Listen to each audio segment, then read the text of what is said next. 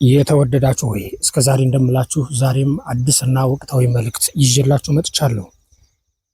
ሰዓቱ መቁጠር አቆመ።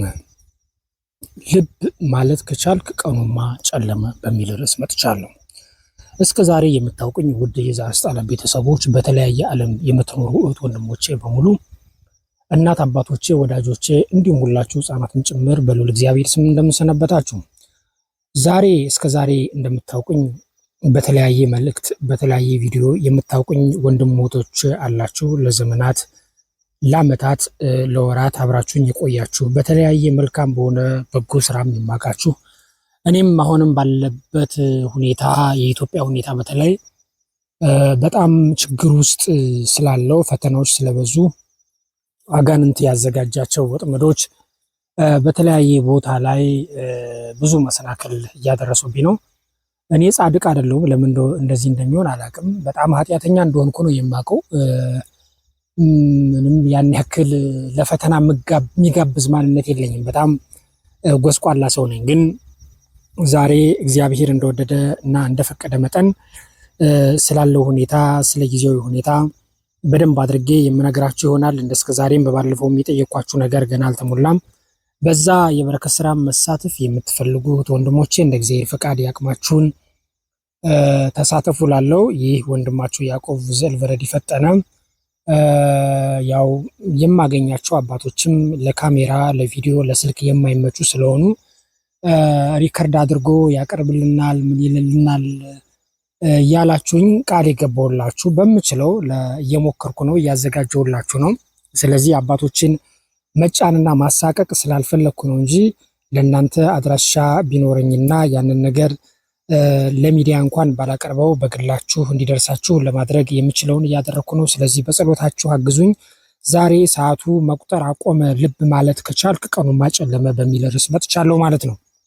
ይህንን በሙሉ ከዚህ ጋር የምነግራችሁን ቃል ከኔ የሰማሁት ሳይሆን ከአባቶቼ የሰማሁትን ቃል ሳልጨምር ሳልቀንስ ለእናንተ የማደርሰው ቃል ነው ማለት ነው። ስለዚህ እናንተ ደግሞ ይህንን መልእክት መስማት ላለበት ማስተዋል ላለበት ሰው እንድታደርሱ ስል በትህትና ጠይቃችኋለሁ። ይህ ዛሪስጣላ የተሰኘው ዩቲዩብ ቻናል የእናንተው ዩቲዩብ ቻናል ነው። ያው ቻናሉ አልተዘጋም፣ ግን ገንዘብ እንዳይሰራ ተደርጓልና እንዴት አድርጌ ማስተካከል እንደምችል ሙያ ያላችሁ የምታውቁት ወንድሞቼ የበረከት ስራ የምታሳትፉ ያቅማችሁን ተሳተፉ። ሙያ ደግሞ ያላችሁ በዚህ ብታግዙኝ ቢያንስ እዚህ ጋር የማገኘው ገንዘብ ለትራንስፖርት ይሆናል። እናንተ መልካም ነገር ለምታደርጉት ነገር ለማድረስ ከተላከው ገንዘብ አንድም ሳይቀነስ እኔ በራሴ ሄጄ ደርሼ እንድመጣ ስለሚያግዘኝ ትልቅ ውለታ ስለሆነ መልካም የሆነውን ምኞታችሁን እንድትገልጹልኝና እንድታግዙኝ ስል በመብራን ስም እጠይቃችኋለሁ። እናም ሰዓቱ መቁጠር አቆመ የተባለበት ጊዜው አሁን አይደለም፣ ግን የብልጽግና መንግስት የሚቀጥልበት ጊዜ እያበቃ እየተዳከመ ነው ማለት ነው። ይሄ ማለት ደግሞ አሁን ላይ ቀጣይ የሚመጣው ወንበዴ ሰውን የሚበድለው የሚያጭበረብረው የሚያግተው ምን የሚለው በማስመሰል ለፖለቲካ ጥቅም ህዝባቸውን የሸጡት ልጆቻቸውን የካዱት በእናት በአባቶቻቸው ላይ ጦር የሰበቁት አረመኔዎች ስልጣን ይዛሉ ማለት አይደለም። ከዚህ ጋር ልታስተውሉ የሚገባው ይህንን ነው። ሌላኛው በባለፈው ከለቀኩት ቪዲዮ ላይ ያየሁት አንድ ኮሜንት አለ። ቴዎድሮስ ያለበትን ጫካ አውቃለሁ ትላለ ብሎ አንድ ሰው ኮሜንት አደረገ አሉ ብሎ ያውም ማለት ነው። እንደዚህ የሚል ቪዲዮ እኔ ለቅቄ ከሆነ ያን ቪዲዮ አሳየኝ። ከዛ በቀር ደግሞ ቡና እየጠጣህ ሌላም ነገር እያደረክ በሰማኸው ወሬ እንደዚህ ትላለህ አሉ የሚል ወሬ ከሆነ ያሉን ሰዎች አጣራና እነሱን ጠይቃቸው። እኔ የአይነት ማረግም የአይነት ክብርም የለኝም፣ ጎስቋላ ነኝ። ኢትዮጵያ ሰላማዊ ጊዜ ይመጣላታል የሚባል ነው ያለው። ከትንቢት ደረጃ ማወቅ ካለባችሁ ሰዓቱ መቁጠር አቆመ ማለት ሁሉም ነገር እየፈጠነ ነው የሚሄደው ማለት ነው። ያለ ሰዓት ያለ ገደብ ሊሚት ለሱ ነው ማለት ነው። ገደብ የለሽ ሆኖ በጣም ይነጉዳል ይጓዛል ማለት ነው። ስለዚህ ይሄ ማለት ደግሞ ምንድነው? ክፋቱም ደግነቱም ከአይን ጥቅሻ በፈጠነ ሲዘዋወርና ሲንቀሳቀስ ነው እንጂ የምናየው እንደ ሁል ጊዜው ቀኑ አይረዝምብንም። የጥፋቱም ጊዜ እየፈጠረ ነው የሚሄደው፣ መልካሙን ጊዜም ሳናቀው ነው የሚያጥረው። ማዕቱም እንደዛው ነው። ይህንን ለመረዳት 2000 ዓመት ከመጣ ወዲህ ያለውን የኢኮኖሚ ለውጥ በህይወታችን ያለውን ነገር በትዳራችን በኑራችን በቤታችን የገንዘቡ ብዛት ዋጋ ለማድረጉና ክስረቱን መመልከትና መገንዘብ የኛ ፈንታ ነውና እንደዚህ ስላላልኩ ምንም የምለው ነገር የለኝም። ሌላኛው 1 ሚሊዮን ህዝብ ነው የሚተርፈው። አፄ ቴዎድሮስ ይመጣል፣ ንጉሱም አቡነ ፀሐይ ይባላሉ። እዚህ ጋር ያዕቆብን መመልከት ያለባቸው ወይም ዛሪስ ጠለብ የተሰኘውን ዩቲዩብ ቻናል በስተት 1 ሚሊዮን ሰው ይቀራል ብሎ ተናግሮ አያውቅም። ከተናገረ ሰው ይቀራል ብሎ ነው የሚናገረው። እርቦ ራሱ ወይም ደግሞ 1/4ኛ ብሎ ተናግሮ አያውቅም። ማያዝ ያለባችሁ። ስለዚህ ከኔ ጋር የሰማችሁትን እኔ ነገርኳችሁን መልእክት ከኔ ጋር እንደሰማችሁ አድርጋችሁ እንድጠይቁኝ እፈልጋለሁ እንጂ ለፌ ወለፌ ወዲያ ወዲህ የሚናፈስ መሰረት የሌለው ወሬ ይዛችሁ እንድጠይቁኝ አልፈልግም።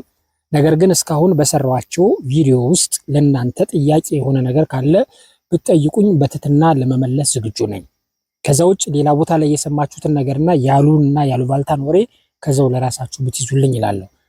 ከዛ ውጭ ንጉሱ አይቀርም። ማን ነው የሚደርስበት? እግዚአብሔር ነው የሚያውቀው። እኔ በዚህ ሰዓት ብዬ አላቅም፣ አሁንም አልልም። 1 ሚሊዮን ሰው ነው የሚቀረው። የተባረከ ዘር 1 ሚሊዮን ሳይሆን 100,000 ሰውም ሊቀር ይችላል። ህዝቡ ከተመለሰ 1 ሚሊዮን ሳይሆን ያለው ቢሊዮን ህዝብም ይተርፋል። እኔም አውቀው ይሄንን ነው።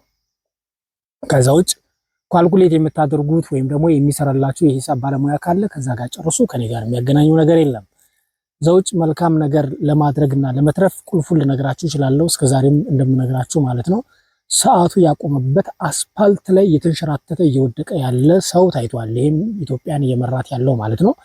አሁን ላይ በተለይ እኔ ምስጢር በግልጽ የምነግራችሁ የህንዱ ጠቅላይ ሚኒስትር ወደ ኢትዮጵያ ደርሶ ሲመለስ አብይ አህመድ እህል ውሃው እንዳለቀ በዚህ መረዳት ትችላላችሁ። የመጨረሻ ግንኙነት የነበራቸው አፄ ኃይለ ሥላሴን መመልከት ከቻላችሁ ከህንዱ መንግስት ጋር ነበር፣ ከህንዱ ንጉስ ጋር ነበርና ከዛ በኋላ በኃይለ ሥላሴ ላይ መፈንቅለ መንግስቱ ጦዘ፣ ነገሮቹ ተመቻቹ። ስለዚህ እዚህ ውስጥ ላይ ህዝባቸውን የሚበድሉት አረመኔዎች ያሳዝኑኛል። ምክንያቱም እነሱ በውሸት ተደልለው አሁንም ደግሞ እየዋሹት ነው ህዝቡ። ስለዚህ እዚህ ጋር እኛ መጸለይ ያለብን ከማናቀው ስቀው ከሚነክሱን አቅፈው ከሚወጉን አምነው ከሚከዱን እግዚአብሔር እንዲጠብቀን ምግባራችን ከሃይማኖታችን ጋር ተባብሮ እግዚአብሔር በቸርነቱ የምህረቱን ቃል ኪዳን እንዳያርቅብን ለሁላችን ተባብረን ለራሳችን ስንል መጸለይ መቻል አለብን። ከዛ ውጪ ዳንኤል የነገረን ነገር ነው እየተከናወነ ያለ በመንግስቱም በቤቱም በህይወቱም በእውነቱም በውሸቱም እያንዳንዱ ነገር እውነት የምንለው ውሸት ነው፣ ውሸት የምንለው እውነት ነው። ያመናቸው ይከዱናል። ተስፋ ያደረግናቸው ቀንን በማጨለምና ሴራን በሚያሴር ደግነታችንን እንደ ድክመት በመቁጠር ስቃይን የሚያበዙብን ሰዎች ከአጠገባችን እንደሆኑ ልታውቁ ልትረዱ ይገባል ስል በትህትና ላሳውቃችሁ እወዳለሁ። ምክንያቱም በዚህ ውስጥ የዋህ እህት ወንድሞች እየተጎዳችሁ እየተበደላችሁ ስለሆነ በዚህ ውስጥ በደላችሁ ደግሞ ፍሬ አፍርቶ ሳያቅማማ በትክክል ለእናንተ እንዲደርሳችሁ በረከቱ እንዳይርቃችሁ የለፋችሁበት ልፋት ብኩንና ከንቱ ሆኖ እንዳይቀር ሃይማኖታችሁን ከምግባራችሁ ጋር በማስማማት የምታደርጉትን በጎ ነገር ያለ መጠራጠር ያለ ከንቱ ውዳሴ በፍቅርና በእምነት ስታደርጉት እውነቴን ነው ብላችሁ ሰማይ በሚዳፋበት መሬት በሚናድበት ጊዜ እግዚአብሔር ሲታደጋችሁ ሲያድናችሁ ታዩታላችሁ። ማስተዋል ከቻላችሁ በህይወታችሁ አንዳንድ ጊዜ ያመናቸው ሰዎች ያመናችኋቸው ሰዎች ጉድጓድ ቆፍረው ነገር ሰድረው ድክመታቸውንም ጥንካሬያቸውንም እናውቀዋለን ብለው በደል ካዘጋጁልን ሴረኞች የበለጠ እግዚአብሔር ያንን ሴራ በማይታወቅ መንገድ ለውጦ ያወጣችሁን መንገድ መመልከት የናንተ ስራ ነው ብዬ አስባለሁ። አሁን ባለበት ሁኔታ እንደዚህ እየገጠመኝ ስለሆነ አሁንም ጸሎታችሁ አይለኝ፣ በጸሎታችሁ አግዙኝ ስል በትህትና ጠይቃችኋለሁ። እህት ወንድሞቼ፣ እናት አባቶቼ ሁላችሁ በሙሉ ማለት ነው። ምክንያቱም እግዚአብሔር ከእሳት እንደሚያወጣ እናውቀዋለን፣ ያወጣናል። ከጨለማ ወደ ብርሃን የሚያሸጋግር እውነተኛ አምላክ ነው ያለን።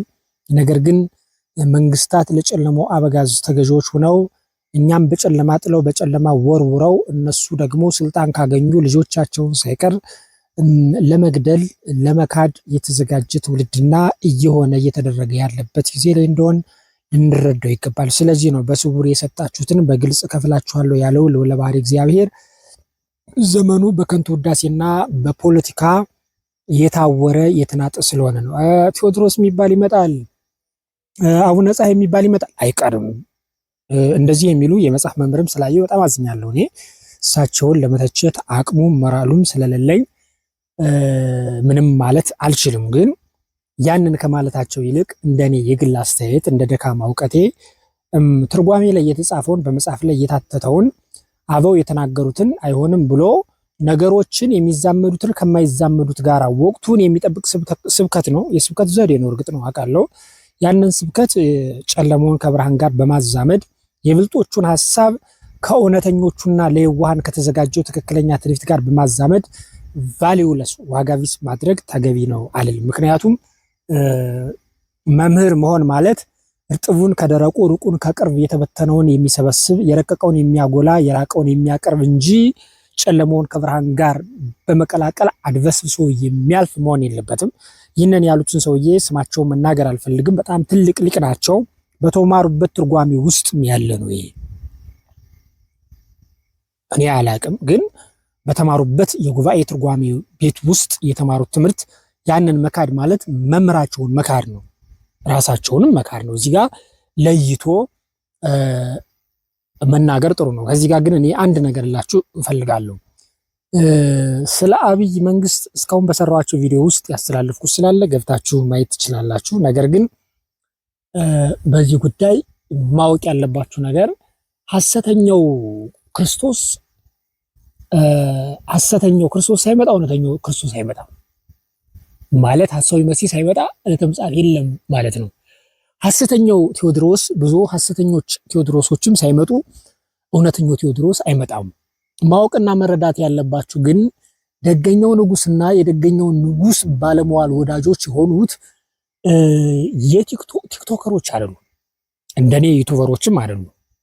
ቴሌግራም እና ኢንስታግራምም አይናቸውን ያወረው ዘመናዊ ቴክኖሎጂ የሚማርካቸው አይደሉም።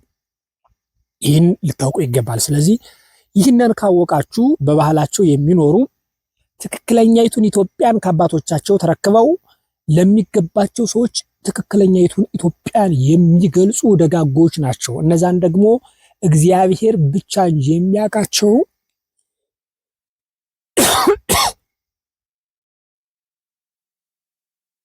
በጣም እግዚአብሔር ብቻ እንጂ የሚያውቃቸው የሚዲያውና በሜካፕ ዘመናዊ በሆነው መንገድና የዚህ ሀገር ህዝብ ይህንን ይወዳል፣ የዚህ አካባቢ ማህበረሰብ እንደዚህ ቢል ይወደኛል፣ እንደዚህ ብል ይጠላኛል፣ እንደዚህ ብናደርግ እንደዚህ አይነት ቢዝነስ ይሳካልናል የሚሉ ሐሳብ ወዳቂና የወደመ ደካማና ውድቅ የሆነ ክፋት ያለበት ሐሳብ የሚያራምዱ ሰዎች እነዚህን ደጋግ ሰዎችም አያውቋቸውም፣ እነሱም የዚህ አባል አይደሉም። ግን ራሳቸውን በድለው ህዝቡን አጭበርብረው እንከብራለን እንለወጣለን ይላሉ። አይደለም የሰበሰቡት ገንዘብ እነሱ አይተርፉም። ማወቅ ያለባችሁ ይህንን ነው። ስለዚህም ጌታችን መድኃኒታችን ኢየሱስ ክርስቶስ ሰዓት በሚቆምበት ጊዜ ማለት የምህረት የቸርነት ጊዜ የሚቆምበት ጊዜ አለ። ቀኑ የሚጨልምበት፣ ጨለማው የሚጨልምበት፣ ብርሃን የሚጠፋበት። ይህ ማለት የፀሐይና የከዋክብት የጨረቃ መዘዋወር ይቆማል ማለት ሳይሆን ቀኑ ይጨልማል። በቀን ሰው ከሀገር ወደ ሀገር መንቀሳቀስ ያቅተዋል። ከቤቱ ወጥቶ መልሶ ወደ ቤቱ ለመግባት ይቸገራል። እንኳንስ ሀገር አቋርጦ ባህር ወንዝ ተሻግሮ ባህር ተሻግሮ በአውሮፕላን በሮ ይቅርና በእግሩ ወጥቶ ሽንት ቤት ከፍሎ ከቤቱ ለመግባት የሚቸገርበት ጊዜ ይመጣል አለ። ይሄ ነው ዛሬ ልጆቻችሁ አስተውላችሁ ካያችኋቸው ሰው ገንዘብ ስላለው የሚያፍርበት፣ ልጁን ትምህርት ቤት ደርሶ እስኪመለስ የሚሰጋበት፣ በዛ ላይ ሰው ከመጨናነቁ የተነሳ ሳይታገት ራሱ ሳይቀር ታግቻለሁ ብሎ ገንዘብ የሚቀበልበት ዘራፊ የበዛበት ጊዜ ላይ ነን። በዛው ልክ ከቤተ ክህነቱ እስከ ቤተ መንግስቱ ከወጣቱ እስከ አዛውንቱ ድረስ ከትናንሾች ሀገርን በረከት ከሚያሰጡ እኛንም ወጥተን እንድንገባ ከሚያደርጉ የዋሃን ብፁዓን በስተቀረ ባፋቸው በጉባኤ በመድረክ በአደባባይ ላይ ስለ ሰላምና ስለ እውነት የሚያወሩ የሚመስሉ ግን ውስጣቸው ዋናውን ህዝቡን ሰላሙን የነሱትንና የሰላም ጠላቶች የሆኑ አረመኔዎች የበዙበት ጊዜ ላይ መሆናችንን ልናስተውልና ልንገነዘበው ይገባል። በዚህ ውስጥ ታዲያ ይህንን እውነት የምነግራችሁ በዚህ ጊዜ መናገር እንደሌለብኝ አውቃለሁ። በዚህ ምክንያት እየመጣብኝ ያለብኝን ነገር እኔ ነኝ የማውቀው። ግን ቢሆንም ባለችው አጋጣሚ መልካም እያደረጉ መጥፋት ይሻላል በማለት ነው። ይህን ስላችሁ ደግ ነኝ ጻድቅ ነኝ እያልኳችሁ ሳይሆን በዚህ ግብሬ ሳልናወጥ እግዚአብሔር በዚህ ወጣትነት እንኳን መቀሰፍ ካለብኝ ከዚች መልካም ከሆነች መንገድ እግዚአብሔር ሳያወጣ እንዲወስደኝ ጸልዩልኝ። ከዛ ውጪ ታንከር ሰብዘን በላይ ተራይ ተፍጻሜቶ ነው። የሰው ልጅ መጨረሻውን ሳታይ እንዳትኮንነው፣ እንዳታሞግሰው፣ እንዳትሾመው ይላል። ለምን? ተሰባሪ ስለሆነ ተለዋጭ ስለሆነ። ነገር ግን በአህያ የመጣ ማር አልበላህም አይባልም። አህያው እርኩስ ነው አይበላም። የተጫነው ማር ግን የሚበላ ምግብ ስለሆነ መልካሙን መርጣችሁ በምትመለከቱት ሚዲያ፣ በምታዩት፣ በምትረዱት፣ በምታነቡት መጽሐፍ ውስጥ የሚጠቅመውንና ለሕይወታችሁ በጎ የሆነውን ነገር ለይታችሁ በመረዳት ልትገነዘቡት ልታውቁት ይገባል እላለሁ። እናም ለዛሬ ያዘጋጀሁላችሁ ቪዲዮ ይህንን ይመስላል። መንገድ ላይ ሆኜ ነው አጋጣሚ ያቋረጥኩት። በዛ ያለ ቪዲዮ ነበረ፣ ግን ባትሪ ስልኬ ሊዘጋ ስለሆነ የበረከት ስራ መሳተፍ የምትፈልጉና መሳተፍ የሚችሉ ወዳጆች ያሏችሁም ለገና ወደ 170 ሺህ ብር አካባቢ ለሆነ ትልቅ ገዳም ሶላር ያስፈልጋል ቢደርስልን ብለውኛል። የምትችሉት ወንድሞቼ በዛ ብትሳተፉ ደስ ይለኛል። ሌላኛው በባለፈው ያልኳችሁም ገና አልተሟላም ይቀራልና በአቅማችሁ የምትችሉትን ከእግዚአብሔር ጋር እግዚአብሔር የፈቀደውን አምናችሁበት እግዚአብሔርም ደግሞ ትክክለኛ ስጦታ ሆኖ በፊቱ እንዲቀበልላችሁ መብራን ተማጽናችሁ አንድ ሰላም ልክ እየደገማችሁ የምትልኩትን ነገር ላኩልኝ። ከዛ ውጭ ደግሞ ሌላኛው በቴሌግራም ዋትሳፕ፣ ቫይበር መልእክት አስቀምጡልኝ፣ በምችለው እመልሳለሁ። ማለት ነገ ቅዳሜ ነው። ነገና እስከ ቅዳሜ እስከ ሰኞ ድረስ አለው እመልስላችኋለሁ። ስልክ እየደወላችሁልኝ ዛሬ አይቼዋለሁ። ያልመለስኩላችሁት ወንድሞችም ስለምመልስላችሁ ነው። ከአሁኗ ሰዓት በኋላ ጠብቁኝ። መደወል ያለብኝን ሰዓታችሁን እያየው እንደምትኖሩበት ሀገር ለመደወል እሞክራለሁ። በተረፈ በጸሎታችሁ አትርሱኝ። እግዚአብሔር አምላክ ከሁላችን ጋር ይሁን። መብርሃን እግዝእትነ ማርያም ምልጃ ቃል ኪዳኗ አይለየን። ሀገራችን ኢትዮጵያን፣ ሃይማኖታችን ኦርቶዶክሳዊ ተዋህዶን እግዚአብሔር ይጠብቅልን። ለዛሬ ያዘጋጀሁላችሁ ቪዲዮ ይሄንን ይመስል ነበረ። በሌላ ቪዲዮ እስከምንገናኝ ድረስ ደህና ቆዩልኝ።